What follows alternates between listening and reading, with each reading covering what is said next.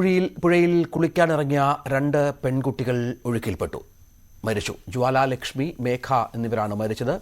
Dani Paul ചേരുന്നു. Dani, വലിയ വെള്ളത്തിന്റെ ഒഴുക്ക്, ഈ മഴയുടെയൊക്കെ സമയമാണ്. അപകടകരമായ നിലയിലായിരുന്നോ പുഴയുടെ കാര്യങ്ങൾ?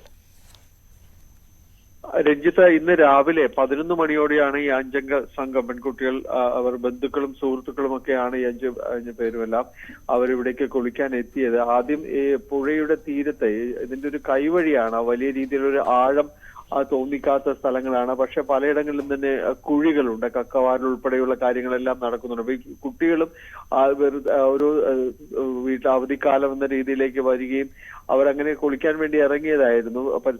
അവിടെ ഉണ്ടായിരുന്നവർ പറയുന്നത് ആ തീരത്ത് തന്നെയായിരുന്നു അവരുണ്ടായിരുന്നത്. പക്ഷെ പെട്ടെന്ന് ഒരാൾ വെള്ളത്തിലേക്ക് താഴുകയായിരുന്നു. പിന്നീട് പരിഭ്രാന്തരായ ഇവരെല്ലാവരും തന്നെയും നീന്തി കരക്കടുക്കാനുള്ള ശ്രമത്തിനിടെയാണ് പലരും ഈ ആഴങ്ങളിലേക്ക് പോകുന്ന ഒരവസ്ഥ ഉണ്ടായത്. സമീപത്ത് കക്കവാരലിൽ ഏർപ്പെട്ടിരുന്നവരെല്ലാം ഉടൻ തന്നെ എത്തുകയും രക്ഷാപ്രവർത്തനത്തിലേക്ക് വരികയും എല്ലാം തന്നെ ചെയ്തു. പക്ഷെ അപ്പോഴേക്കും ഈ 2 പെൺകുട്ടികൾ അവര് പുഴയിലേക്ക് മുങ്ങിപ്പോവുകയായിരുന്നു. പിന്നീടാണ് ഇവരെ ഇവിടേക്ക് പിന്നീട് കണ്ടെടുക്കാനായിട്ട് സാധിച്ചത്. അപ്പോഴേക്കും ഫയർഫോഴ്സും എല്ലാം വിവരമറിഞ്ഞ് എത്തുകയും ചെയ്തു. ഈ 2 പെൺകുട്ടികളെയും അവിടുന്ന് കണ്ടെടുത്തെങ്കിലും അവരെ തീർത്തും അത്യാസന്ന നിലയിലായിരുന്നു. ഒരാൾ അപ്പോഴേക്കും തന്നെ മരിച്ചിരുന്നു, മറ്റൊരാൾ ആശുപത്രിയിലേക്ക് എത്തിക്കുമ്പോഴാണ് മരണപ്പെടുന്നത്. 5 പേരടങ്ങുന്ന ഒരു സംഘമായിരുന്നു. ഇവരെ തൊട്ട് അടുത്ത വീടുകളിൽ താമസിക്കുന്നവരും ചിലർ ബന്ധുക്കളുമെല്ലാമായിരുന്നു. അവധിക്കാലം ചിലവഴിക്കാൻ എത്തിയതായിരുന്നു ബന്ധുവീടുകളിലേക്ക് എത്തിയവർ. ഇന്ന് രാവിലെ ഇവിടെ പുഴയിലേക്ക് എത്തുകയായിരുന്നു.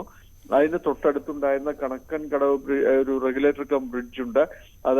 അത് പെട്ടെന്ന് തുറന്നതായി തന്നെ നാട്ടുകാർ പറയുന്നുണ്ട്. പുഴയിൽ പെട്ടെന്ന് വെള്ളവും ഒഴുക്കും കൂടിയത് കൊണ്ടാണ് ഇങ്ങനെ ഇവർക്ക് ഈ തീരത്തുണ്ടായിരുന്ന കുട്ടികൾ വെള്ളത്തിൽ അകപ്പെട്ടു പോകുന്ന ഒരു സാഹചര്യം ഉണ്ടായതെന്നെല്ലാം ആ പരിസരത്തുണ്ടായിരുന്നവർ പറയുന്നു.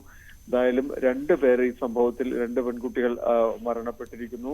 ഇവരുടെ മൃതദേഹങ്ങൾ ഇപ്പോൾ പറവൂർ താലൂക്ക് ആശുപത്രിയിൽ സൂക്ഷിച്ചിരിക്കുകയാണ്.